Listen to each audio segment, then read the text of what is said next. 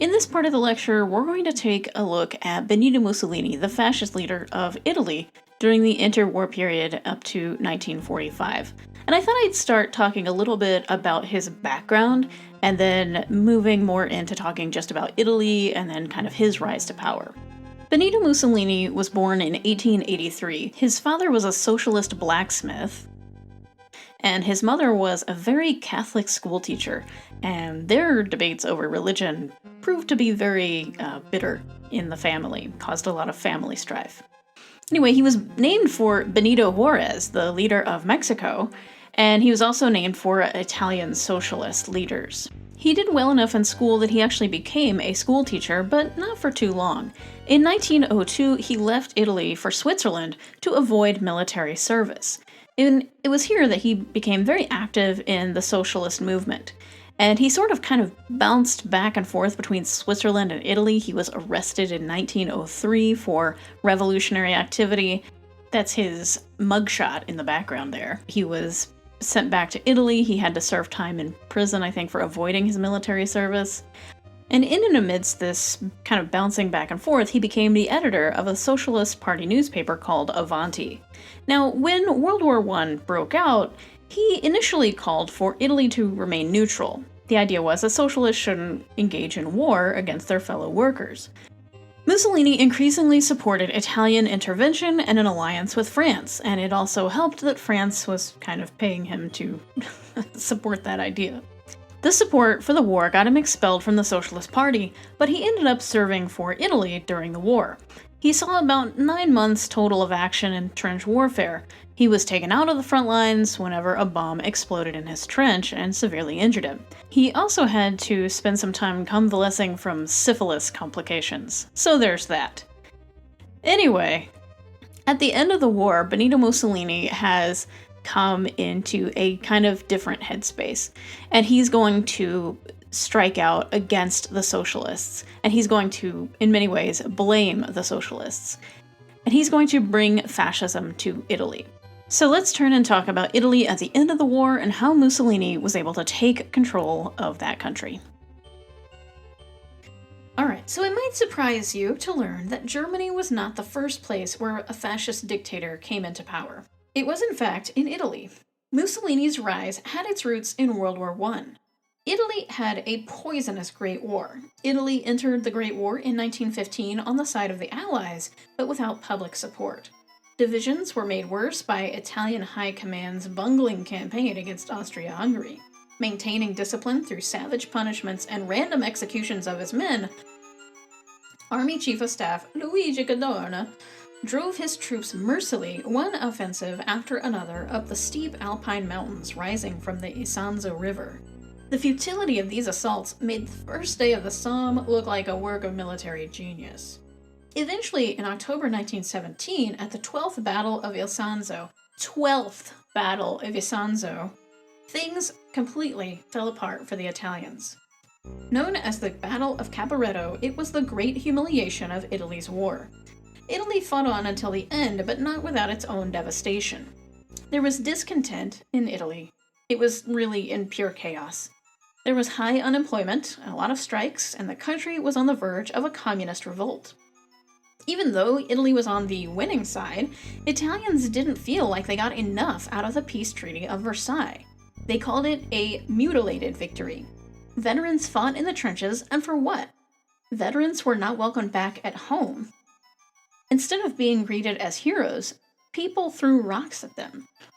But they organized in Fascio de Combattimento, and their leader was a fellow veteran, Benito Mussolini. Mussolini capitalized on a deep-seated frustration among Italians. Italy was still a young nation, united only in 1871. The surge of nationalism left Italians hungry for greatness, but they were disappointed.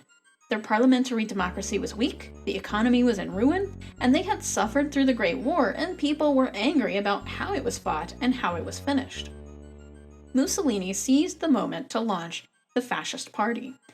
They won only a handful of seats in the Italian parliament, but became a potent political force and a paramilitary one. They were not just an ideology, but a campaign of armed intimidation. Gangs of armed war veterans called squadristi, the black shirts, wielded violence against political opponents. Fascism started as violence. Gangs of veterans went around beating up workers and socialists. Like I said, Italy was on the verge of a communist revolt. The Fascist Party was formed to stop them. The black shirts broke strikes, expelled socialist mayors, and gave their base the promise of action. In 1922, some 30,000 fascists descended on the capital in a show of force called the March on Rome. And without firing a shot, Mussolini was handed the reins of power. Mussolini forced a new election law, giving 2/3 of the seats in parliament to the party that won 1/4 of the votes. This is going to be a common thing. Among these fascist dictators, they're going to seize power and then they're going to give their party more power than it actually had, from a popular vote standpoint. Now, the 2/3 number was important because that was a figure that fascist squads could ensure through intimidation. Mussolini loved big rallies, offered big promises, and simple solutions to complex problems. He whipped his followers into a mass frenzy. You could say he wanted to make Italy great again. Mussolini was an actor. Not by training, but he was acting for sure.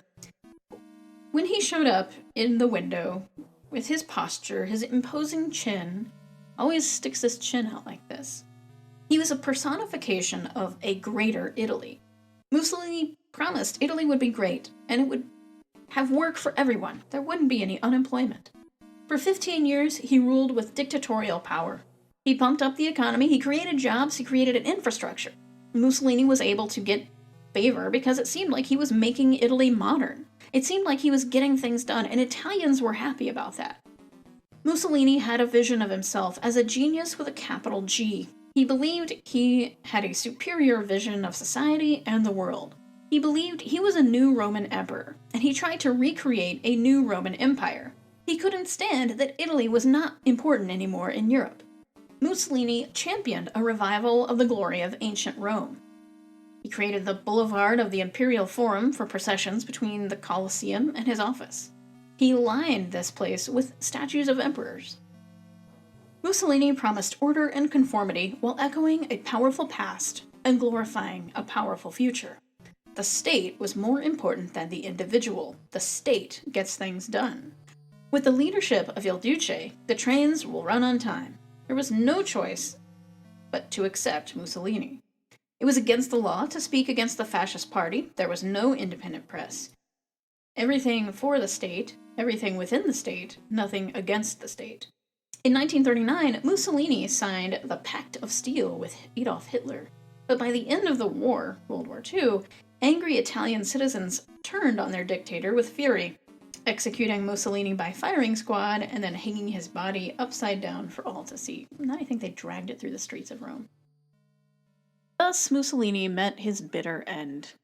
Now, in the next lecture, we are going to pick up and we are going to start talking about the rise of Adolf Hitler.